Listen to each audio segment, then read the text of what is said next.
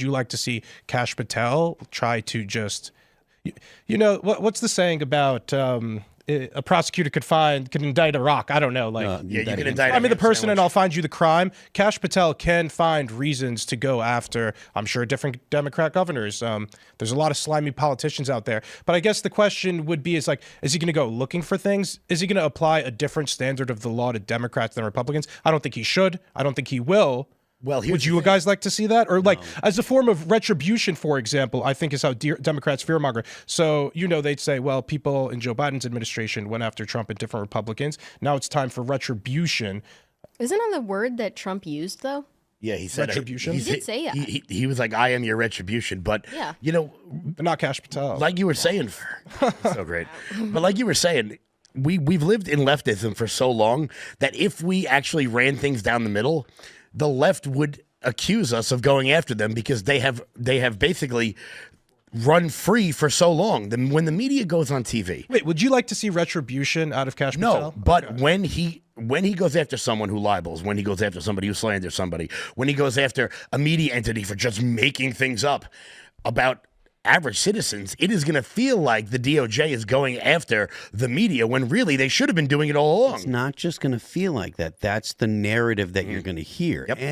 Any type of government action against a politician, they're going to characterize it as if it's politically motivated. I'm innocent. This is just Donald Trump coming after me. Look, he said retribution, et cetera, because they want to get the public on their side. And there's a portion of the public, possibly a sizable portion, a plurality, that will side with them no matter the evidence, no matter how damning the evidence is. I mean, just take an Adam Schiff, right? Let's say Adam Schiff's been out there lying, making things up. We don't like him.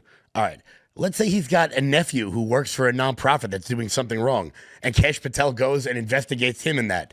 Adam Schiff now has provided himself the cover to go, look, what did I tell you? He's going to come after us. I agree with you. Schiff will say that, but Schiff, I'm pretty sure he was censured as well. Yeah. So I mean, he's just one example. Everybody knows that Schiff is as shifty as it gets. That was just one example, but there's so many of them. Like, if a media outlet goes after somebody and makes something up, and they're sued, and the DOJ goes after them, and they've actually done something wrong, everyone is now going to say, look, we told you this was going to happen. We told you Donald Trump was going to come after his enemies, when really they're actually just calling balls and strikes. But for the longest time, the umpire was betting on one team. I guess, do you think he should be going after Trump's perceived enemies as retribution? Not as there's a fine line. I think he will be fair and an equal opportunist under the law, as he should be. And if he doesn't, people will actually lose more faith in the FBI than they already do. So the more partisan he will act as FBI director, we could anticipate it in the next Democratic FBI director. I would push back on that in that I am of the opinion that the left is already going to be so partisan. We know that the left has what they will do because they tried to do it to Trump. They've already imprisoned their political opponents, their people based on politics. The whole January 6th was all because of politics.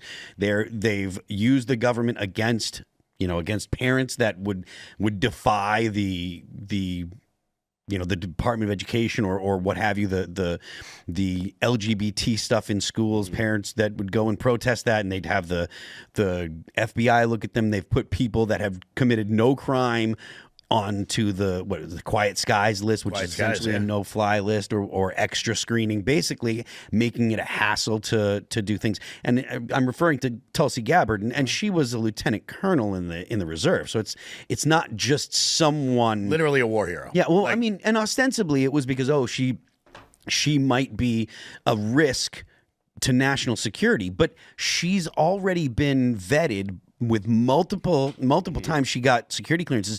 Like, lieutenant colonel is not a low-ranking officer. That's like an 05 or something like that. It's a fairly high ranking. You're in charge of a lot of people, and so that kind of scrutiny based on politics is the standard for the Democrats. So while I think you're right that I don't want to see the Republicans do it, I don't think that we have a new crop of Democrats that aren't going to behave that are going to behave differently. Why don't you want to see the Republicans behave that way?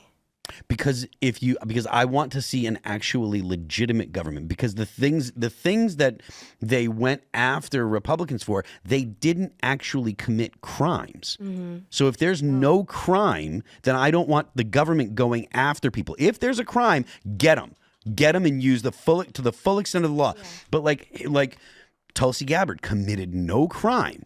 You know, the J6ers that were just walking around, they committed no crimes. All right, wait, so Phil, for who just got pardoned or got their sentences commuted, they should actually receive like financial reparations. Yes, 100%. But they're not going to. The No, they're DOJ just awarded some Antifa guy $7 million in Portland. He threw a grenade at a cop, but sure enough, he threw an explosive at a police officer. They turned around and, did what you would expect they were going to do, and then ended up $7 million. For $7 million, please come do come beat me up. I think it's easy to talk in abstracts, but if we get I will take specific, that. do you for example, do you think Kash Patel should investigate former President Joe Biden, for example, for maybe, what was the exact line, 10%, some amount for the big man? So things like that. Thanks for checking out this clip from Timcast IRL. Make sure to watch the show live Monday through Friday at 8 p.m. Subscribe to this channel, and we will see you all there.